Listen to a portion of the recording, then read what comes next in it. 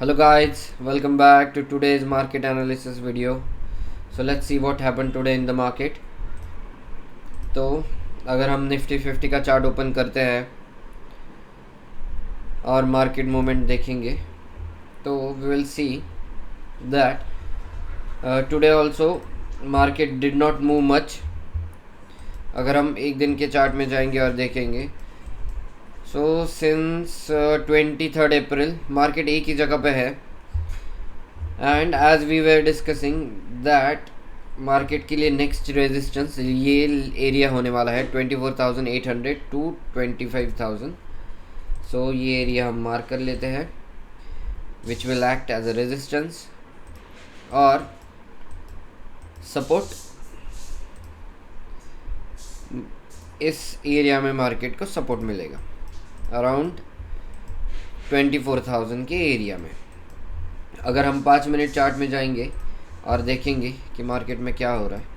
So today market open a bit gap up. उसके बाद market थोड़ा ऊपर जाने का मार्केट ने ट्राई किया अराउंड 100 पॉइंट्स. उसके बाद फिर से वो एक ही उसी रेंज में वापस आ गया.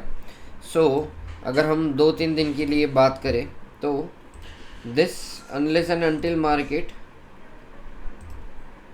Breaks this level on the upper side और नीचे की साइड पे ये लेवल, जब तक मार्केट ये दोनों लेवल के बीच में है मार्केट साइडवेज ही रहेगा. और अगर ऊपर जाएगा then short covering will come as call sellers will run for cover और मार्केट और ऊपर जाएगा. और अगर नीचे आएगा तो मार्केट यहाँ पे सपोर्ट फाइंड आउट करने का ट्राई कर सकती है around this area. So let's go to sensible and we'll see whether we adjusted our position today or not and what is the update on that. तो अगर मैं ड्राफ्ट पोर्टफोलियो में जाके मेरी वो पोजीशन ओपन करके आपको दिखाऊँ. So this was the position on that day when we created this strategy. तो इसमें आज मैंने क्या किया कि मार्केट अपने ग्रीन एरिया से बाहर गई तो उसके बाद I sold some puts to cover the loss which is 2,600 fix loss. So इसको कवर करने के लिए हमने क्या किया आज. तो अगर आप ऑर्डर बुक में देखोगे तो मैंने 23,000 का के 2 पुट्स सेल किए हैं. अराउंड 760 एवरेज प्राइस है उनका. तो अगर हम वो इसमें ऐड कर दें so then you will see that for 8th May 23,000 put I have sold 2 lots. हमने उसमें ऐड कर दिया एंड अपना अवर एवरेज इज़ अराउंड 7.63. सो 7.6 कर देते हैं इसको सेव. सो उसके बाद क्या हुआ कि 2,600 loss has come down to 1,500. हम चाहे तो इसमें और लॉट सेल करके ये जैसे 10-10 लॉट से हमने स्ट्रेटेजी बनाई है इसमें अगर हम 10 लॉट कर देते let's do that and we will see. आज ही क्या आज मैं 10 लॉट भी इसमें कर सकता था अगर हमने ये अपडेट किया एंड डन किया. तो आज ही हमारी ये स्ट्रेटेजी पूरी लॉस फ्री होके उसमें हमें एक्सपायरी के दिन तक 3,000 प्रॉफिट बचता और इन बिटवीन हमें 41 अराउंड 40,500 का प्रॉफिट हो जाता. But as all of you know that there is a war like situation going on. तो हम ये रिस्क क्यों ले.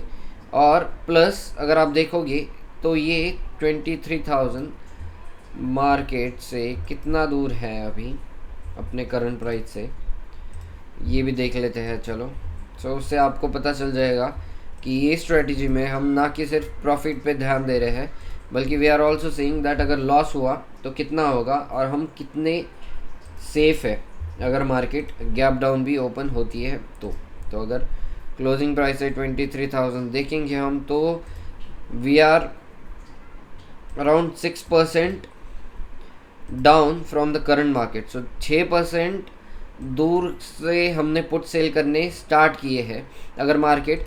सो आवर प्लान इज़ लाइक अगर मार्केट कल ऊपर जाने लगी और तो we will shift our puts and bring it back closure.